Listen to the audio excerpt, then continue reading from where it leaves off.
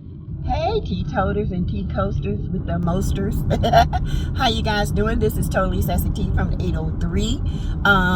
Before we get started, remember everything on this channel is in my opinion. It is for learning. It is for teaching. It is for entertainment purposes only. And it's my take on what I see, behaviors of others on this show, Loving Mary Huntsville, okay? Because baby, it's some personalities over here, and it's some messed up personalities. It's some check certified personalities, okay? But anyway, and anywho, remember, today is a beautiful day. It is Mother's Day, and we want to cherish our beautiful mothers like I am. I'm all getting ready to drive 2.5 hours home to drop off her gifts, take her some food, because I'll be coming back up this way again next week. So I wanted her to get her accolades today and not on her day, and not, a couple of days later, okay? I do that for my mom. She's all I got left, okay? Besides my children. My brothers are gone. My pops is gone. So, she's it. So anyway, we're going to review Love and Marriage Huntsville. I don't even know what episode. I think it's 1, 2, 3, 4, or 5, okay? And I must say, the episode, if we did not know the previous history, and the other, the mess that went on before all this new acting occurs, it would probably have been okay. The editing was atrocious. It was horrible editing, okay? I mean, if you see editing and you know where it should be and where it shouldn't be, especially if you're into photography and videography and stuff like that, man, it was horrible. I was like, oh my God, this is embarrassing. This is something I could do better, okay? But anyway, it starts off with Melody going to Tiffany's home because Melody said that Tiffany and Kiki had a very heated argument, and she is very much pregnant, and she wanted to make sure that Tiffany is okay, and that, she wanted to bring something to her to, let her know that she was still here for her. And she always, and she means Mel, she always comes with gifts, okay? It's just the consideration, the thoughtfulness of Melody, okay? She came with gifts, bearing gifts as always, and Tiffany opens the door. She is very pregnant.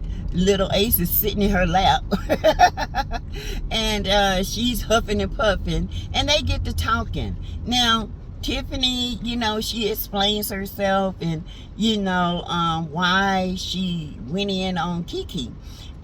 But Tiffany, you got to understand, that is not your family, honey. It's not your family, okay? It's just they are just your co-workers. And to me, it's okay to express that. And she did explain to Melody. I had a conversation with Tisha. I had that conversation with her, and let her know why I felt the way I felt. So Melody, was, listening and giving her an ear. She said it just didn't go the way it was supposed to be, peaceful and relaxing and, getting massages, and it didn't come out that way. So they then begin to talk about, the birthday party. She said that, she had the girls a birthday party. It was going good. Martell showed up and showed his donkey behind, okay? Yes, he did. He showed his a-hole, okay? Because he is a arsehole, all right? So anyway, they get to talking, and she said, I know you didn't. I know, what? He showed his butt, and she said, yeah. And she said, after all that, he said he was going to come get Mariah after, the birthday party. So I called him, And she said, guess what? I'm just going to let you hear it.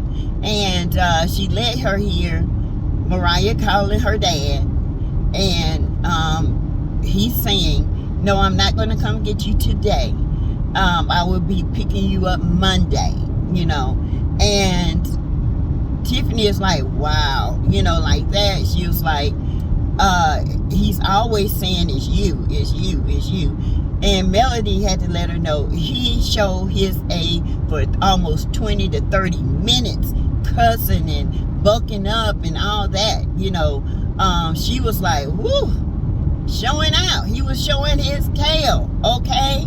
Just showing completely out for no reason. Child, make it make sense to me. Anyway, that was pretty much for that scene. Y'all know I don't go in order, so I always go to the next least scene, was with Maurice and Martell. You know, he's visiting Maurice at credit 1, credit none. Okay. But anyway, that's the story they want to go with. Let it go, honey. We know what's up. But anyway, they're doing remodeling, and Martell showing up in that doo-doo brown suit again, like he come from my office, like he got a job. Ain't got a job the first, ain't got nothing, okay? Just showing up in hot suits in the Alabamas. All right, Martell, you do you, honey. Keep up with the facade, okay? The fakery, the fakerization, the fakerization, the faker nation, okay? That's who you are, the king of faker nation. But anyway, he shows up in his doo-doo brown suit, and he's showing him all the different, you know, projects Maurice is, what's going on.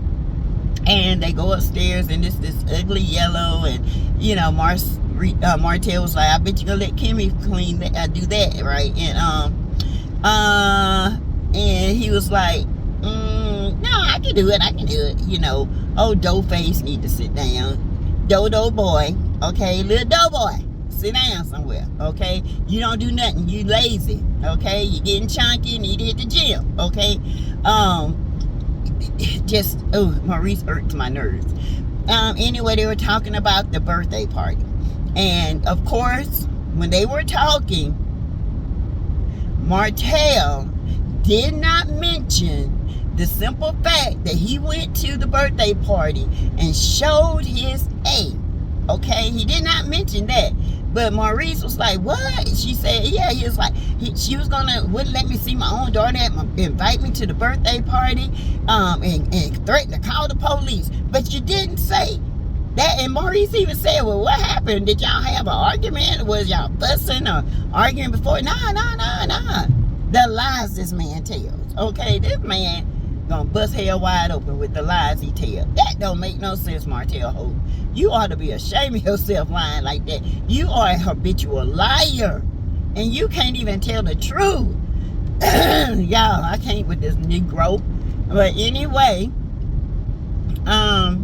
he goes on and, you know, explains that, and Maurice was like, you know, telling him they're having trouble with Monster, and, you know, and that Kimmy is, you know, only wants to do, you know, limited, discipline when it comes to Monster, okay? So that was pretty much it with that scene, other, you know, just lying his A out, like always. Martell always lies. So anyway, it goes to Kimmy. It goes to, Maurice, talking about, you know, Monster in the kitchen. And you know, Kimmy was like, I take his phone, I take everything from him. That's the type of punishment I give. But I feel like I'm limited because I am a bonus parent, and I can't do but so much. The hell. Monster is about to be 15, 16 years old. Monster will get handled like an adult, okay?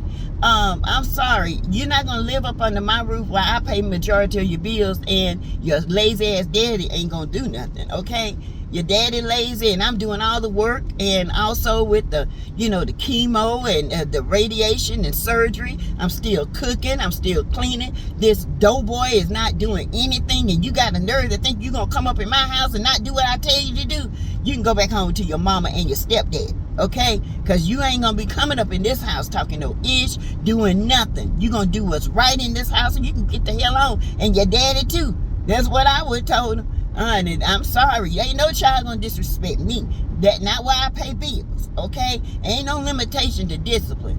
I ain't going to beat nobody's child. But if you can't follow the rules, you can get gone. Okay, you can go home. I don't have to put up with that. I ain't signed up for no child to disappoint, to come at me any kind of way, sideways. No ma'am, no ham, no way. Especially when I'm fighting for my life, and you think you're gonna come up in my house and disrespect me at the worst time of my life? Maurice, you and Kyle can move back in together. Because I would tell him, had to know my health is more important than that little monster. And y'all need to call him by his real name. Because that's what he's acting like, a monster. Okay? He's not a monster. He's going by that because y'all calling this boy a monster. Call this boy by his name. I'm serious. This is ridiculous. I would never call no teenage boy a monster. The teachers don't do it. Why should you? That's embarrassing. No, he's not a monster. But he will, if he's acting a monster, I'm going to make him ghost. Okay? Get gone back to your mom. All right? But anyway, he calls Kyle. For what? What Kyle going to do? Maurice, you a sorry excuse for a daddy. You can't put your foot down on your own son? What in the heck is going on? Maurice, you ought to be ashamed. You can tell you weren't raised by your daddy. Even though y'all trying to push this narrative like you and your pops was in y'all life all y'all life. But then when Tisha and Marcel had that talk about the other side of the tracks, he gonna tell y'all y'all were homeless and y'all had this and y'all didn't have that and y'all were hungry and y'all was sleeping from pillar to post. Which is it? You hungry or homeless? Or you had food and y'all didn't know you were poor? Which is it? Because the lies ain't adding up. These 2 + 2 + 4 lies ain't equaling 6, okay? But anyway, that was pretty much all to that scene, and let me go back to Tiffany and Melody. Melody told Tiffany she's having a tea party and she would love for them to come. And then Tiffany said you can bring a +1. And Tiffany said +1 means backup. And Melody's face was like, she know it's true. Melody know it's true with these group of women. She know it's true. When you bring backup, when you got backup, that means you're going to have to bring a +1. And Tiffany need a +1 right about now because, little Ace was whooping on her behind. Okay? But anyway, let's move on. So, they go, and it's the day of the, tea party. Okay? Everybody is getting ready. Mel looks so cute in her blue and her little hat, and they're setting up, and she's talking about the etiquette. Hopefully that there'll be ways other than how they communicate now to learn how to communicate with other words instead of such hostility that certain people like Stormy, Stormy has, okay? And now she's getting ready for that. So we're going to slip over to Stormy. They're talking about, of course, the production and they're still trying to get out these orders, and the stores, the retails are wanting 20 and 30,000 orders, and they trying to get them out. Now I don't know what the hell Stormy thinks she's going to do with them 5 people. I really don't know what she's thinking in that retail and getting out retail. Girl, I all these orders and you want these people, you doing slavery. You doing slavery. Girl, I wouldn't work for you if you paid me $2,000 a week. I'm not telling you, no. And you call your, are you making all these products? I have so many questions. Okay, are you making these products? Okay, first, are you making them from scratch? Are you actually making that many products where you can send that much product out? Or is there somebody making your product and sending it to your warehouse and you shipping it out? I have so many questions. I'm just lost. I don't understand. And also, you know, you need temporary help for the next 6 months to get these products out, and you need to pay them. You need runners to go back and forth to the, you know, the post office. You need help. And this girl, I just can't with Stormy. Stormy, girl, you do not have business etiquette at all. What is wrong with you? You say you rebranding Canvas 2.0. Seem like the same Canvas to me. Okay? I see why you owe $1.7 million, because you don't know how to brand. While you was out there jigging and hooging and hooging and jigging with the money in your hand trying to give away money, you should have been paying your damn bills. That's what you should have been doing. But I ain't gonna digress. I keep going. Okay? I'm gonna keep accessing your aid, because you be doing too much stupidness, dumbness. It don't make sense. You making yourself look ignorant on TV. You should have went to college for business so you know how to do this thing. Because baby, you ain't doing right. Or do a quick business class online.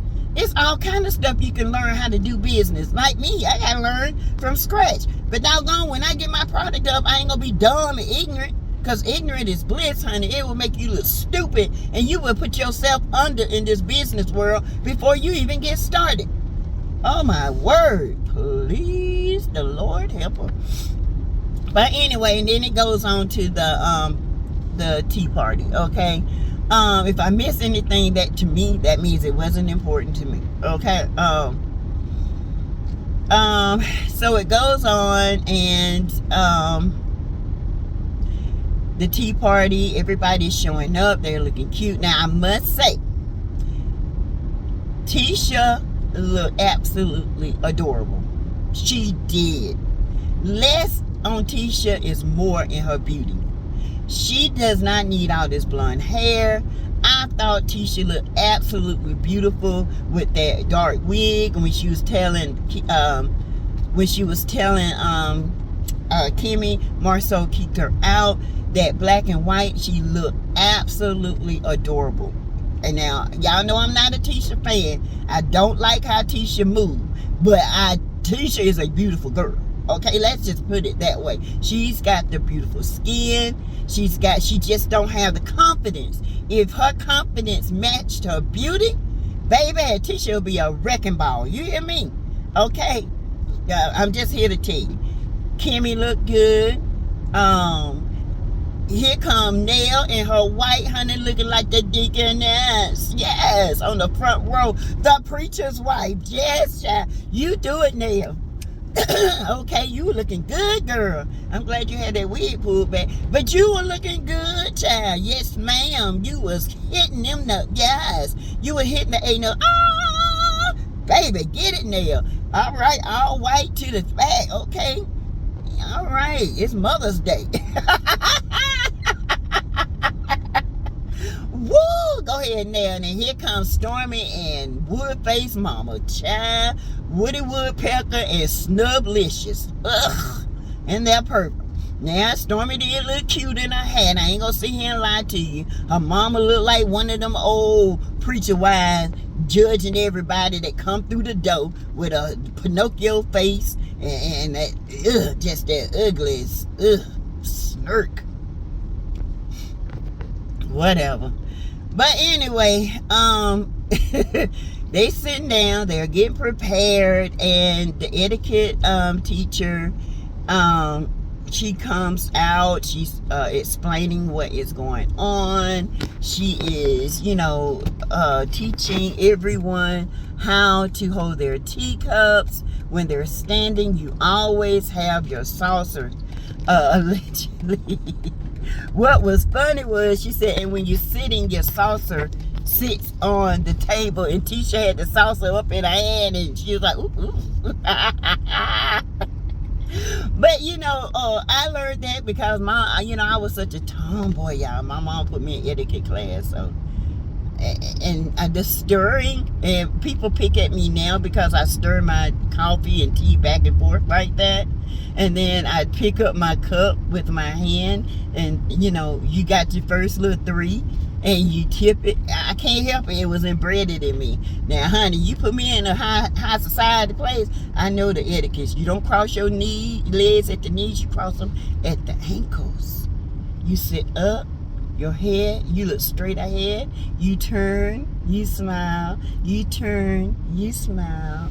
And, you use the proper utensils. You use your salad fork. You use all that different stuff. So I get it. Women need to learn that. It's so much fun. I mean, because you never know when you might go to this bougie, dinners like Kimmy and them, because you can tell they ain't had no etiquette class. But anyway, it was too cute. And Mel, she was greeting everyone, because when you have a tea party, the host greets. The host pours the tea. I'm the host of my show. I give out the teacups and coasters, and you guys get served by me, and y'all sip it up and tell me how y'all like it. Okay. But anyway, you guys, they are talking. It was brought up, the internet thing was brought up with Stormy and her mama child, and oh God, Nell. It was, just talking back and forth. And Nell said, I feel like there's bad energy here. I think people need to really talk about what is bothering them. Now, if that wasn't scripted, I don't know what was. Okay? And the editing went from one thing, didn't transition into Nell, but went from one thing to other, and it was terrible. Okay, production, I'm gonna need y'all to get yourself together, because, it did not flow. When you do reality TV, no matter how messy it is, it should flow. It should flow into the next mess, the next conversation, okay? Is there anything? And so, of course, Pinocchio, she comes out, Kruger face, comes out and says, yes, I have an issue with Melody. And, Melody said, Miss Betty, I heard that you had an issue with something I did. If I offended you, and she said, let me stop you right there. Now, you shut up. Now, the way editing did it, editing made it look like Betty was telling Mel to shut up.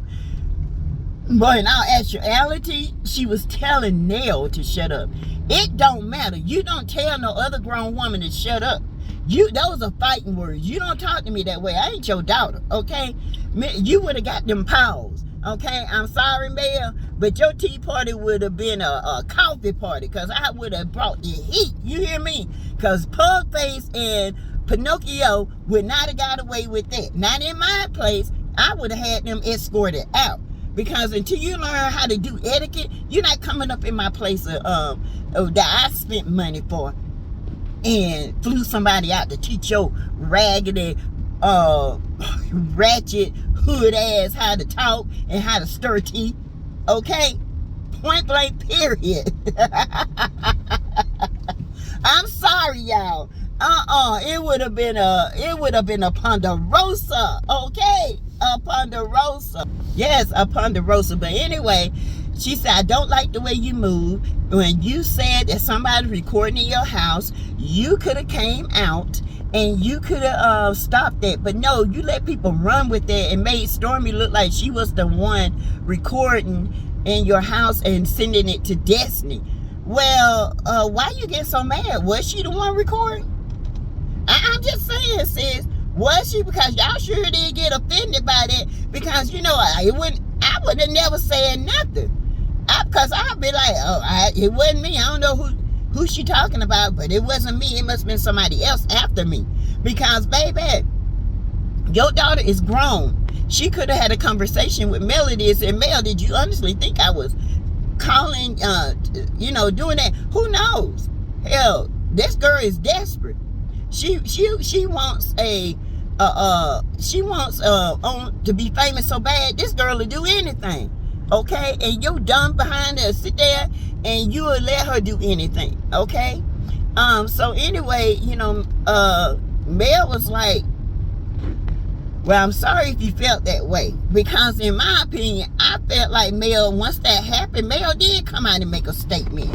She said she was talking about Martell. She wasn't talking about Stormy. And I don't know where this woman seen this at or didn't see it. She says she's a teacher, but I don't think she can read or comprehend too well at anything. Okay? But anyway, then that resolves, okay? But the shut up part would have been the end of the whole tea party party. Woo! And then here come Kiki.